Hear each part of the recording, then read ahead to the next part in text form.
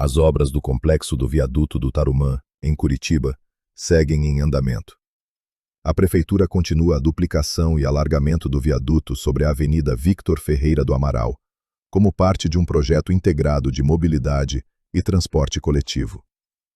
Na Avenida Victor Ferreira do Amaral, 2 novas estações tubo estão sendo montadas, uma em cada sentido, para integrar o transporte coletivo.